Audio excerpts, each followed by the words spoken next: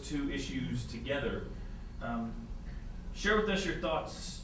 Do we spend too much money on testing for our students?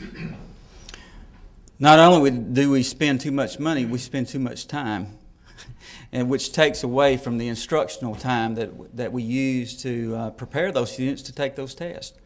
So you're talking to the wrong person if you want an advocate for testing.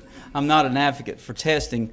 I believe in testing to an extent, and that extent is that I think we can test.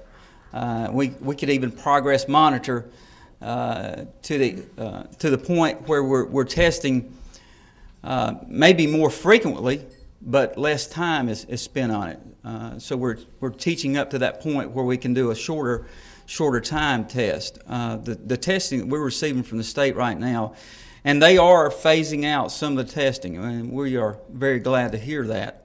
But it is a phase-out process. We're not going to take the writing assessment this year as we've taken in the past. But if we look back over time, we talk about SAT and the ARMT, and we talk about the writing assessment and DIBELS in elementary. And there's just been too much testing, and of course the graduation exam where they're testing 5 parts now. And they've lifted some of the restrictions on that. But again, we will have to receive direction from the State Department to know what we can do. You can't just say, I'm not going to test in Cullman County Schools, because although we work for the people in this community, we also work for the State Department of Education, and there are compliance issues there that you must meet.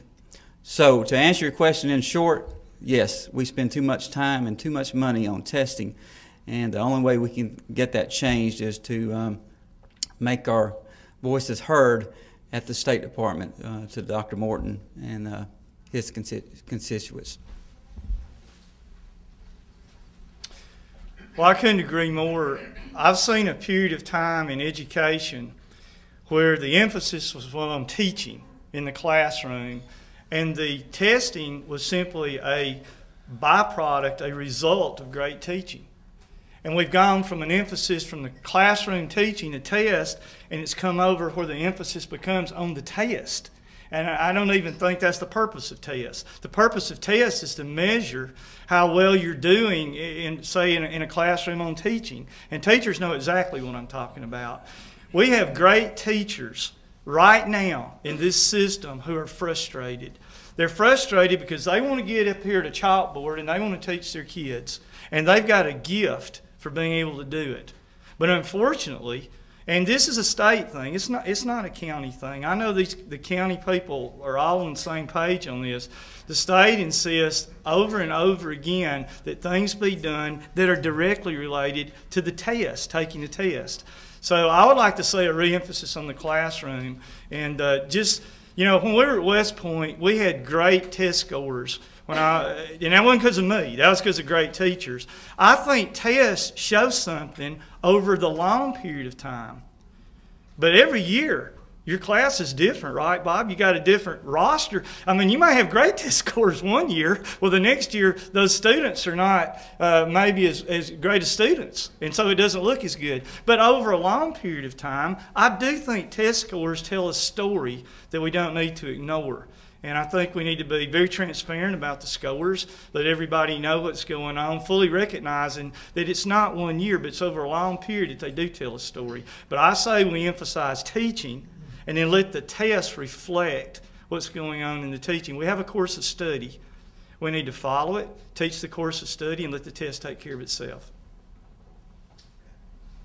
I have a question for you now, Mr. Cullman. Much has been written about the dropout rate in the state of Alabama and Cullman County. What would you propose to improve the dropout rate?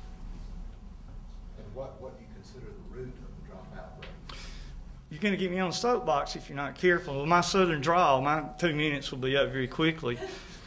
I say go back and take the geometry and the algebra requirements off the graduation exam off some of those requirements and allow us to teach consumer math and practical math in the schools. I saw a discouragement of students when we decided that as a state that we wanted to show everybody that we were teaching all our kids geometry and algebra.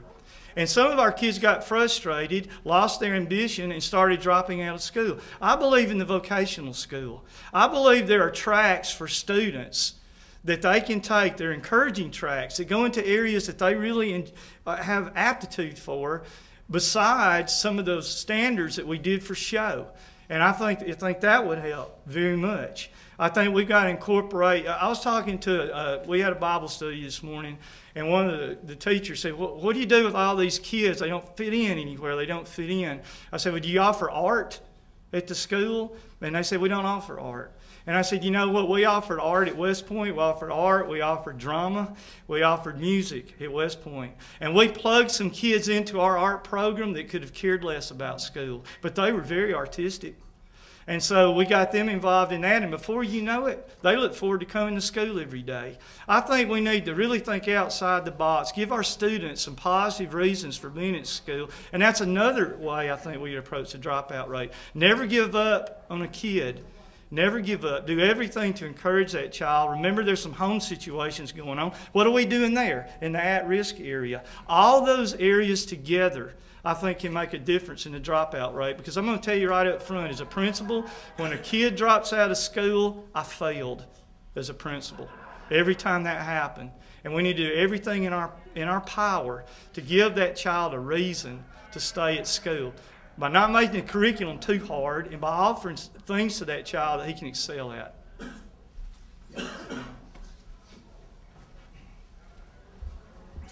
The dropout rate is an incredibly dynamic problem, and it's one that goes into our communities even. And I announced to the chamber even 4 years ago, I said, this is a community problem.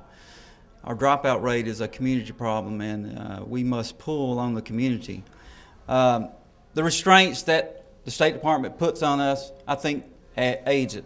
When the 4x4 came in, we said then, as administrators, that it would increase the dropout rate, and it did for a time. And then it recovered a little bit. Then we started increasing testing and making those restraints sometimes unattainable for a child that is frustrated. But it's a probing question, because I think it speaks to our community as a whole. I can recall going to the barbershop and getting a haircut every 2 weeks, whether I needed it or not. But every 2 weeks, I would hear from that barber that, son, you stay in school. You get an education. Because once you get an education, no one will take that from you. And I'm just going to be honest with you. I'm even speaking to myself. I don't hear that as much as I used to. And I don't know why. I don't know if it's because we don't have enough time or what. But if I am an adult in this community, then our children, it's my responsibility. It's your responsibility. Whether you're an educator or not, it's your responsibility to get these kids through school and encourage them to be all that they can be and get an education, because once they get it, no one can take it from them.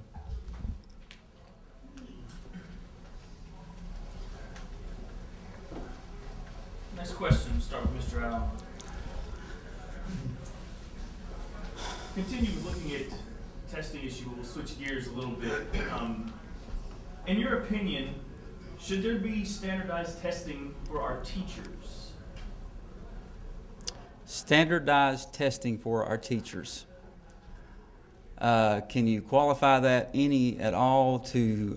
Well, in terms of having any kind of requirements that they are counted on to meet throughout their career to test them, continue in the classroom. And are you going to test them every year, or at whatever level you would think of, whether it okay. be annually or... Okay, Standardized testing for teachers, that's a fairly loaded question, since I don't know the, what it's going to look like and what we intend on doing with it. We have 18 National Board certified teachers. So what that tells me, at least 18 of our teachers are aspiring to be well beyond what they're required to have in place. And those teachers have been tested with their own, within that program.